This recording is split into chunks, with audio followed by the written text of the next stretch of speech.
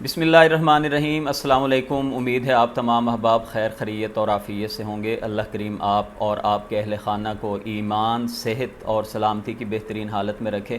ناظرین گرامی، شادی سے پہلے لڑکے پر جو ایک بڑا خرچ رکھا ہے دین اسلام نے، وہ حق مہر ہے جو اس نے اپنی بیوی کو ادا کرنا ہے۔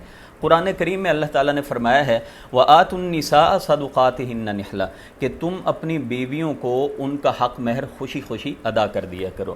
حق مہر میں ہمارے ہاں جس قدر افراط و تفریط سے کام لیا جاتا ہے، آج کے اس مختصر جو ویڈیو ہے اس میں ہم یہ دیکھیں گے کہ شریعت نے ہم سے کتنا مطالبہ کیا ہے کہ ہم اپنی بیویوں کو حق مہر ادا کریں۔ تو سب سے پہلے تو آپ دیکھیے کہ اللہ کے پیارے حبیب علیہ السلام کا جو حق مہر اپنی بیویوں کا تھا وہ کس قدر زیادہ ہوتا تھا۔ ایک روایت میں آپ کے سامنے پیش کرتا ہوں کہ جو صحیح مسلم شریف میں آتی ہے کہ ابو سلمہ جو ایک تابعی ہیں، وہ سیدہ عائشہ رضی اللہ عنہا سے سوال کرتے ہیں کہ کم کان صداق رسول اللہ صلی اللہ علیہ وسلم کہ اللہ کے رسول علیہ السلام نے جو اپنی بیویوں کو حق مہر دیا ہے وہ کتنا تھا؟ تو حضرت عائشہ صدیقہ جواب میں فرماتی ہیں کان صداقہ لازواجہ سنتی عشرۃ اوقیۃ ونشن کہ اللہ کے نبی علیہ السلام نے جو اپنی بیویوں کو حق مہر دیا وہ 12 اوقیہ اور ایک نش تھا۔ اور پھر خود ہی پوچھنے لگیں، ام المؤمنین پوچھنے لگیں اتدری من نشو، کیا تو جانتا ہے کہ نش کیا ہے؟ تو سائل جو تھے وہ کہنے لگے قلت لا، میں نے کہا میں نہیں جانتا۔ تو قالت حضرت عائشہ صدیقہ فرمانے لگی نصف اوقیۃ، یعنی نش سے مراد نصف اوقیہ ہے۔ آپ کہہ سکتے ہیں کہ 12.5 اوقیہ آپ نے فرمایا کہ آپ صلی اللہ علیہ وسلم کا حق مہر اپنی بیویوں کے لیے ہوتا تھا۔ اور خود ہی اس روایت میں فرما دیا فتل کا 500 درہم، یہ 500 درہم بنتا ہے۔ فہذا صداق رسول اللہ صلی اللہ علیہ وسلم لازواجہ، اور یہ اللہ کے نبی علیہ السلام کا اپنی بیویوں کے لیے حق مہر ہوتا تھا۔ یہ صحیح مسلم شریف کی 3499 یعنی 3489 نمبر روایت ہے، صحیح ترین حدیث پاک ہے۔ تو آپ ذرا آج کے دور میں دیکھیں اور ایک دفعہ حیران ہو جائیں گے، اتنا زیادہ حق مہر 500 درہم۔ اور ایک اور بھی چیز آگے بات، درہم جو ہوتا تھا یہ عہد نبوی میں چاندی کے سکے کو بولا جاتا تھا، اور دینار یہ سونے کے سکے کو کہا جاتا تھا۔ عہد نبوی میں سونے اور چاندی کا جو تناسب تھا یا جو ریشو تھی فرق کی، وہ 1:10 ریشو سے تھی۔ آپ کہہ سکتے ہیں کہ آج کے دور میں یعنی 1 تولہ جو سونا ہے اس میں 10 تولے چاندی آ جاتی تھی۔ آج ظاہری بات ہے ایک تو جو افراط و تفریط سونے چاندی میں بہت زیادہ ہو گیا، یعنی 1 تولے میں آپ کہیے کہ 10 چھوڑ کے 50 تولے بھی چاندی نہیں آتی۔ تو 500 درہم نبی کریم علیہ السلام کا حق مہر ہوتا تھا اس حدیث پاک کی روح سے۔ اور حضرت نجاشی رضی اللہ تعالیٰ عنہ نے جو ام حبیبہ کا حق مہر ادا کیا تھا وہ بعض روایات میں 4000 درہم بنتا ہے، اور بعض روایات میں 400 دینار کا تذکرہ بھی آتا ہے۔ اگرچہ یہ انہوں نے ادا کیا تھا، لیکن یہ اس لیے ہمارے لیے سمجھنا ضروری ہو جاتا ہے کہ آقا کریم علیہ السلام نے اس حق مہر کو کینسل نہیں کیا تھا بعد میں، اور یقیناً جس پہ آپ خاموشی اختیار کریں وہ بھی آپ کی حدیث کا ایک حصہ ہوتا ہے۔ اب آپ ذرا آئیے کہ ہم سمجھتے ہیں کہ درہم کیا چیز ہوتی ہے۔ تو درہم ہم سمجھانے کے لیے اگر بات کریں تو کہہ سکتے ہیں کہ تقریباً جو ہے وہ 3 گرام کا ایک درہم ہوتا ہے، 3 گرام کا ایک درہم ہوتا ہے۔ اور اگر اس کو ہم سونے سے اگر دیکھیں تو عہد نبوی میں آپ جو ہمیں زکوٰۃ کا نصاب بتایا گیا ہے وہ 200 درہم حدیث پاک میں آتا ہے، اور 200 درہم یہ 20 دینار کے برابر ہوتے تھے، اور 20 دینار 7.5 تولے چاندی بنتی ہے۔ اس بات کو ہم یوں بھی سمجھ سکتے ہیں کہ اگر آپ اس کو سونے کے ساتھ اگر اس کو آپ معاملات کو جا کے دیکھیں تو یہ تقریباً آج کے دور میں 18.5 تولے سونا بنتا ہے۔ جی ہاں، تقریباً 18.5 پونے 19 تولے سونا بنتا ہے جو اللہ کے نبی علیہ السلام، اور یہ صحیح مسلم شریف کی روایت ہے، جو آپ اپنی بیویوں کا آپ نے حق مہر مقرر فرمایا۔ حضرت عمر فاروق رضی اللہ تعالیٰ عنہ کے دور میں جب فتوحات بہت ہونے لگیں اور جب غنائم بہت زیادہ آنے لگے، خوشحالی آ گئی، تو صحابہ کرام بہت زیادہ حق مہر رکھنا شروع ہو گئے، جس کی وجہ سے جو غریب غربات ہیں ان کے لیے مسائل پیدا ہوئے۔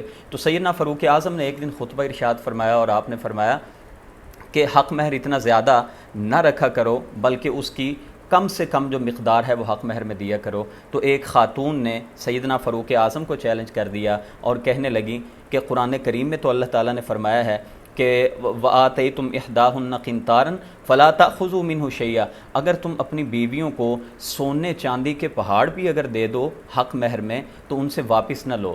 یہ قرآن کریم کی آیت ہے۔ سیدنا فاروق اعظم خاموش ہو گئے اور اس بات کے اوپر کہ جب اللہ نے فرما دیا ہے کہ حق مہر میں سونے چاندی کے پہاڑ بھی دے دو تو واپس لینے کے تم مجاز نہیں ہو، اس کا مطلب یہ ہوا کہ امیر آدمی اپنی حیثیت کے مطابق حق مہر ادا کرے گا۔ اور جب قرآن کریم نے کہا نا قنطار کا لفظ ہوتا ہے بڑے بڑے ڈھیر بھی سونے چاندی کے دے دو نا، اور اس میں ہزاروں تولے 500 تولہ سونا جو ہے وہ آ سکتا ہے۔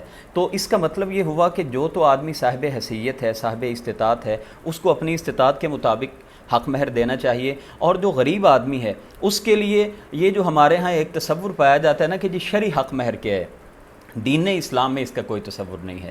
اور یہ بھی بات اچھی طرح سے سمجھ لیجئے کہ دین اسلام میں واضح طور پہ کوئی ایک ایسی مقدار مقرر نہیں کی گئی کہ جس میں یہ بالکل دو ٹوک الفاظ میں بتا دیا گیا ہو کہ اتنا حق مہر تم نے لازمی ادا کرنا ہے۔ ایک وہ روایت بھی یہاں پہ بیان کرنا ضروری ہے کہ جو بہت ہی غریب صحابی تھے، ایک خاتون نبی رحمت صلی اللہ علیہ وسلم کی خدمت میں آ کے حاضر ہوتی ہیں کہ میں آپ کے لیے اے اللہ کے رسول میں اپنے آپ کو ہبہ کرتی ہوں۔ لمبا واقعہ ہے، حدیث آپ کے سامنے ہے۔ تو نبی کریم علیہ الصلاۃ والسلام خاموش رہے اور ایک صحابی اٹھے اور کہنے لگے اے اللہ کے رسول اگر آپ کو حاجت نہیں ہے تو ان کا نکاح مجھ سے کر دیں۔ نبی کریم علیہ الصلاۃ والسلام نے ان سے فرمایا کہ جا کے تلاش کر کے کوئی چاندی کی انگوٹھی لے کے آ جاؤ حق مہر میں دینے کے لیے۔ جاتے ہیں نہیں ملی، پھر فرمایا کہ جاؤ کوئی لوہے کی انگوٹھی لے کے آ جاؤ، پھر جاتے ہیں واپس آتے ہیں اللہ کے رسول وہ بھی نہیں ملی۔ فرمایا کوئی چادر ہی دے دو کپڑے میں، کوئی کپڑے کے طور پہ، کوئی گفٹ کے طور پہ حق مہر دے دو۔ کہتے ہیں اللہ کے رسول میرے پاس تو یہی ایک چادر ہے جو میں نے پہن رکھی ہے، اس میں سے دے دیتا ہوں۔ اور پھر نبی کریم علیہ الصلاۃ والسلام اتنی غربت کا عالم ہے اور میں یہ کہتا ہوں کہ ان کے پاس اپنا گھر بھی اس طرح کا نہیں ہوگا جس طرح آج ہمارے بڑے بڑے گھر ہوتے ہیں، تو ان کے پاس تو گھر بھی اس طرح کا نہیں ہوگا، غربت کا یہ عالم تھا۔ تو نبی کریم علیہ الصلاۃ والسلام نے ان کا نکاح اس خاتون سے اس شرط پہ پڑھا دیا، اس حق مہر کے بدلے میں پڑھا دیا کہ جو قرآن کریم کی صورتیں تمہیں یاد ہیں وہ ان کو سکھا دو، یہی تمہارا حق مہر ہے۔ اس بات سے بھی ہمیں یہ معلوم ہوتا ہے کہ غریب آدمی، اور بلکہ بعض صحابہ کا تو ملتا ہے کہ جوتوں کے بدلے میں بھی نبی کریم علیہ السلام نے ان کا نکاح پڑھایا ہے، حق مہر میں جوتے انہوں نے دیے اور ان کا آپ نے نکاح جو ہے وہ ان کا ہو گیا تھا۔ تو ان ساری باتوں سے ہمیں معلوم ہوتا ہے کہ یہ جو ہمارے ہاں تصور ہے نا شرعی حق مہر کا، اس کا کوئی تصور نہیں ہے۔ اور ہمیں جو صاحب ثروت لوگ ہیں جن کو اللہ نے نوازا ہے وہ اچھا حق مہر ادا کرنے کی کوشش کریں۔ ہمارے ہاں بڑے بڑے ہم خرچے کرتے ہیں جن کا دین اسلام میں کوئی تصور نہیں ہے۔ ایک لہنگا جو لڑکی کا تیار کرانے میں کئی لاکھ لگا دیتے ہیں، جہیز ادا وہ والدین جو ہوتے ہیں بچی کے وہ دے رہے ہوتے ہیں، اتنا خرچ ادا کر رہے ہوتے ہیں۔ لڑکے والے اللہ تللے اور اتنے غیر ضروری اخراجات پہ خرچ کرتے ہیں، لیکن جو ایک لڑکی کا حق ہے جو لڑکے والوں پہ فرض کر دیا گیا ہے اس طرف ہماری توجہ ہی نہیں ہوتی۔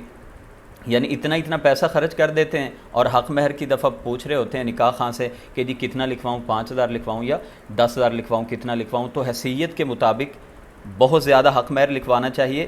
اور ایک اور بھی بات کہ لوگ حق مہر زیادہ کیوں نہیں لکھواتے، اس کی ایک وجہ یہ بھی ہوتی ہے کہ طلاق ہونے کے بعد وہ حق مہر سارا کا سارا عورت لے کے جاتی ہے، وہ مرد واپس لینے کا حقدار نہیں ہوتا۔ تو لوگ اس لیے بھی بعض اوقات میں ڈرتے ہیں، اور بعض لوگ پھر اس لیے زیادہ لکھوا دیتے ہیں اپنی حیثیت سے زیادہ کہ ہماری بیوی خوش رہے اور طلاق کی نوبت نہ آئے۔ تو یہ کوئی ایسی گارنٹی کی بات نہیں ہے کہ حق مہر آپ نے زیادہ لکھوایا اور بیوی جو ہے وہ طلاق کا مطالبہ نہ کرے۔ تو بعض احباب یہ بھی کام کرتے ہیں کہ بڑی مجلس میں اور لوگوں کو دکھانے کے لیے جی وہ اتنا زیادہ حق مہر لکھوا دیا لیکن دیتے نہیں ہیں۔ مصنف ابن ابی شیبہ کی ایک روایت ہے اور بہت بڑی یہ روایت ہے کہ اللہ کے رسول علیہ الصلاۃ والسلام نے فرمایا کہ وہ شخص جس نے حق مہر ادا کیا اور حق مہر جس نے مقرر کیا اور اپنی بیوی کو ادا نہ کیا اور اسی حالت میں وہ مر گیا تو ساری زندگی گویا کہ وہ اپنی بیوی سے زنا کرتا رہا۔ تو اس لیے ہمیں حق مہر زیادہ سے زیادہ اپنی حیثیت کے مطابق ادا کرنے کی کوشش کرنی چاہیے، اور اس کو فی الفور ادا کرنے کی کوشش کرنی چاہیے۔ اگرچہ ہم اگر فوری طور پہ حق مہر کو ادا نہیں کر سکتے تو دین اسلام اجازت دیتا ہے کہ زندگی میں کسی وقت بھی آپ، یہ قرض ہے اور یہ بیوی کا حق ہے، یہ ان کو ہر صورت میں ہمیں ادا کرنا ہوتا ہے۔